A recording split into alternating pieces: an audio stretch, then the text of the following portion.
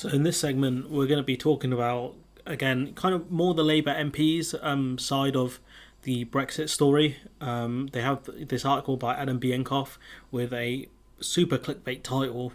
Come on, mate. Come on. With a super clickbait title, kind of talking about how this article has the opinions of certain MPs anyway. So we'll go through those and kind of give my takes on it. It's a collection of articles, to be fair, from Bienkoff.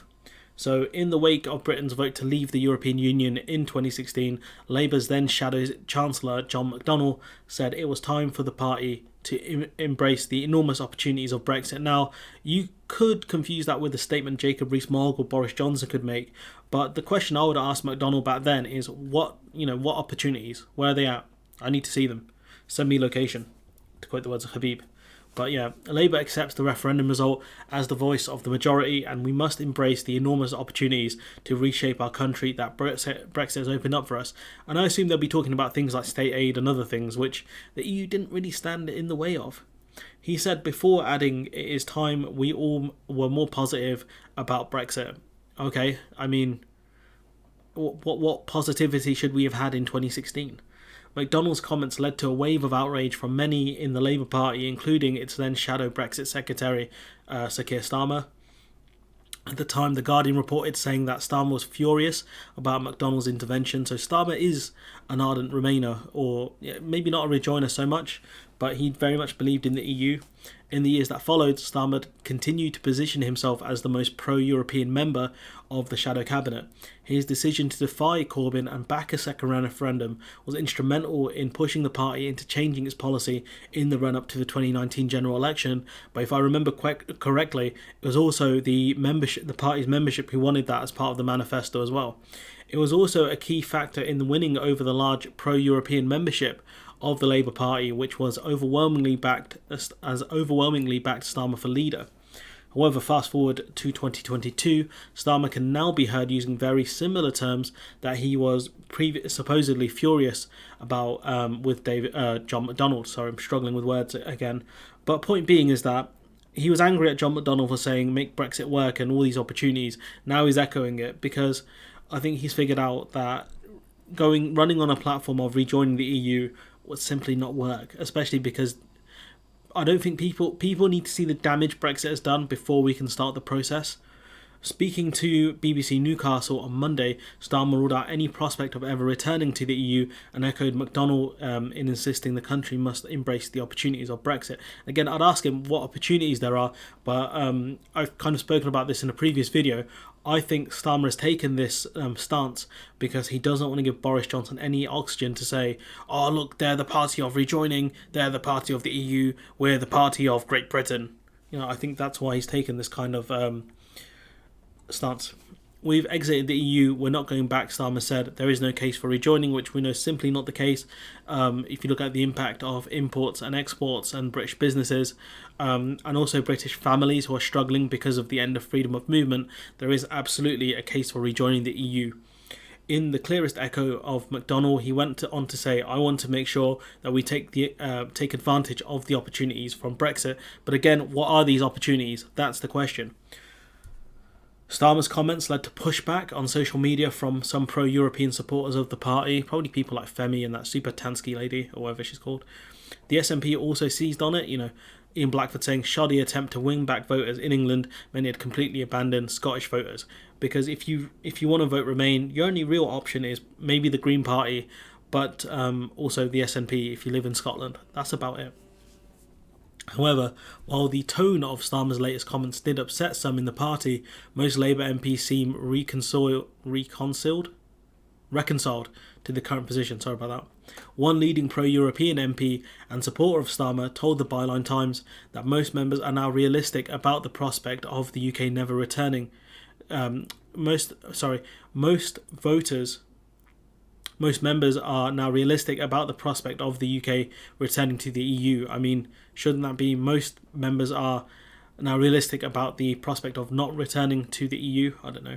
You couldn't be any more pro-European than I am, said Ben Bradshaw. I mean, I hate when people come out with statements, oh, you can't be more this than I am. I am the most this of whatever you are or whatever this is. Like you sound like Trump. I'm still traumatized by Brexit. I mean, that's a bit of a stretch. Was Brexit really that traumatic for you? Were you separated from your family? How did it impact you, Ben? Honestly, traumatized. Such a stupid. Oh, these people. I think it was the worst historic mistake that any democracy has made in the last few decades. Now, I think that's a dumb take, especially when certain countries in the West have destabilized countries within the Middle East. I would say that's far. Those are far bigger mistakes that democracies have made. But okay, whatever. So I can understand the trauma, again using that word, some in the party feel, but it's not politically realistic, which is the only bit I agree with him on. Again, people need to see the effects of Brexit and understand, the government are hiding behind COVID when it comes to the impact on the economy, on living standards, on imports and exports. Once, this year, the government have talked about, oh, we need to live with COVID. COVID's gone now. It's all done. So how are they going to blame COVID when the inevitable bad numbers come out this year? There isn't just any prospect of rejoining the EU. Even the Liberal Democrats aren't calling for us to rejoin the European Union and won't at the next election. And that's important that even the Lib Dems have taken this approach. So, if I were the Lib Dems, I would run on a rejoining campaign, because that's the way you can leech voters from Labour and the Tories. But they're not going for that approach, which is very odd, to be honest. So this is a separate article from the first one. It was when Keir Starmer ran to be Labour leader. He did so with the slogan, "Another future is possible." However, with Brexit already causing serious failures in the UK supply chain and growing instability in Northern Ireland, some Labour MPs believe he's missing what could be his best opportunity to push for that alternative future. Because again, Brexit is the thing that's caused these problems in Northern Ireland. At least the Brexit that Boris Johnson has chosen. That's causing problems at Dover as well. I mean, it's ridiculous to argue otherwise. What's been delivered on Brexit has been an economic disaster, Clive Lewis has told the Byline Times, and we should be calling out that and laying down the groundwork for what an alternative would look like, which is incredibly awkward because, they talk about get Brexit done, Starmer, and he has a plan and all this stuff. Where's your plan? Where's your plan, big man? That's what I'm asking. You can't talk about having a plan without having a plan. If that's the case, who are you? Boris Johnson? Lewis, who resigned from Corbyn's shadow cabinet over the party's support for triggering Article 50, said it is simply not tenable for Labour to continue claiming that there are opportunities available from the current Brexit settlement. You can only polish a turd so far, which is true. Getting equivalency agreements will help if they're available, but they won't resolve the issues we're facing. And this current Brexit deal is a rather large turd. It's a funny way of portraying it. One factor dictating Labour's current position is the fact that the majority of seats Labour needs to win at the general election are broadly pro-Brexit. Again, you'd have to look at more recent polling to really know that. Analysis by the Fabian Society suggested that 75% of Labour's target seats in England and Wales are in the most Brexit-leaning areas, with only 7% of the party's target seats being in the most pro-Remain-leaning areas. Now, that's where the Lib Dems could come in and target those seats, really, but the vast majority of seats that Labour are targeting voted for Brexit, and that's a problem for the Labour Party. That in itself is the key, to Labour's strategy, really. That take there, that Labour kind of see that those voters voted for Brexit, and so it's going to be hard to win them back on a campaign of rejoining. This is a factor that is well understood by the Tories.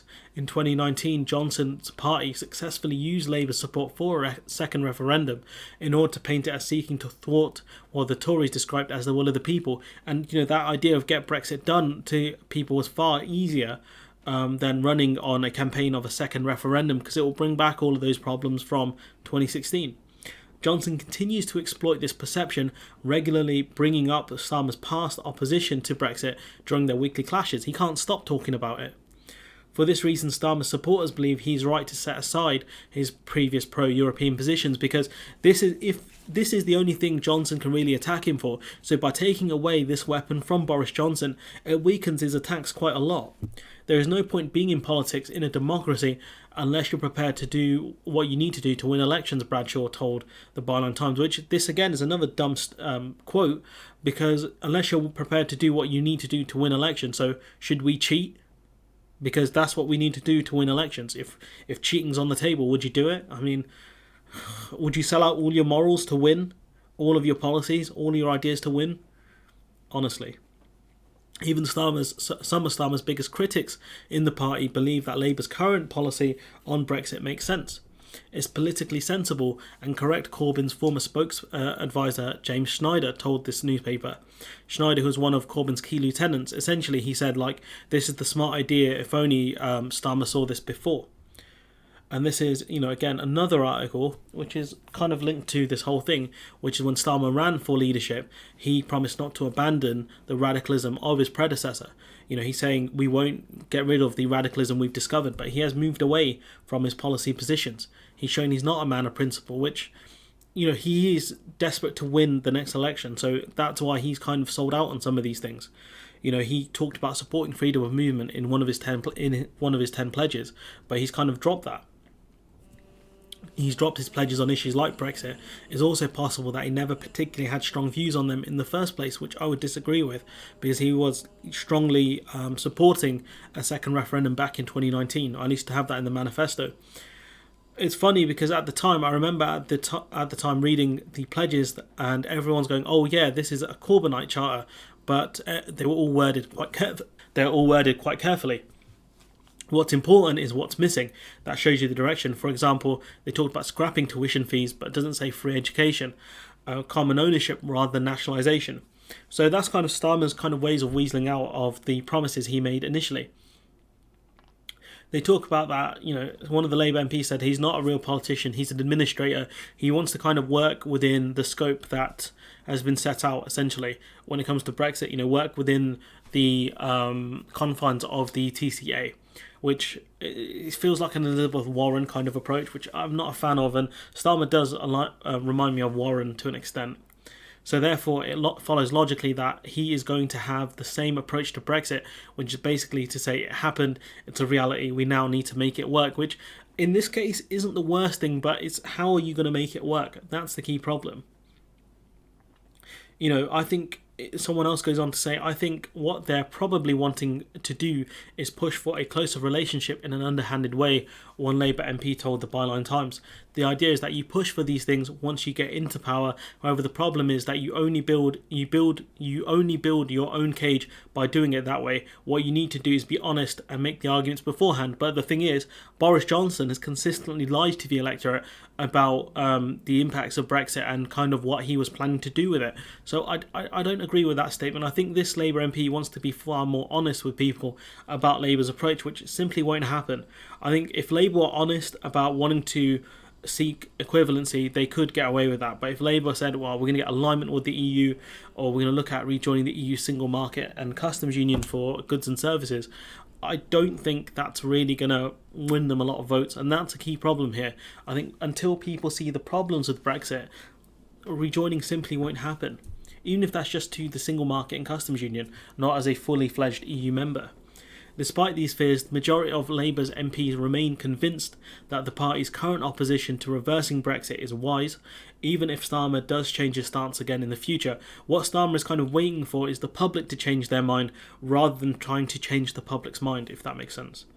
If there was a sudden massive sea change in British public opinion and the public was clamouring for us to think about joining the single market or customs union, then that may be something that Labour would respond to, Bren Bradshaw said. So essentially, once again, they're waiting for the public to kind of change their minds on things without actively trying to change the public's minds on things, which I think is a strategy that will not work. But that's kind of what we've been consigned to with the Labour Party. There are multiple issues with either kind of path the Labour Party take here. If they kind of come out stronger for rejoining the single market and customs union, Boris Johnson will use that as a stick to beat the Labour Party with.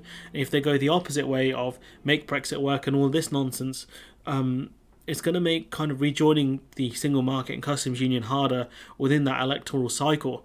But also, I think it will alienate certain people on the Remain side, but again, they have no home to go to, really. And so I think what will happen is that what Labour are gambling is anyways, that those voters will come and support Labour and the Lib Dems anyways, regardless of this make Brexit work approach, which is a bit of a bold strategy, but most of Labour's seats are in Leave voting areas in 2016, and in some of that will be in 2019 as well. So we'll see what happens there. But anyways, this has been a bit of a longer, kind of slightly ramblier video, I guess. But yeah, I think for the most part it makes sense what Labour are doing, but again, Labour do need to be very careful, especially when you're following a policy of following, trying to follow what the people are saying rather than trying to shape public opinion with your own rhetoric and your own ideas, which is a dangerous path to walk down. But I'm going to leave it there. Let me know what you think in the comments below. Great articles from Anna Biankov, but please stop with the clickbait titles. Let me know what you think in the comments below. Like, comment, share, subscribe. Support the channel on Patreon if you can. Support the Byline Times if you can. And hopefully I'll see you next time.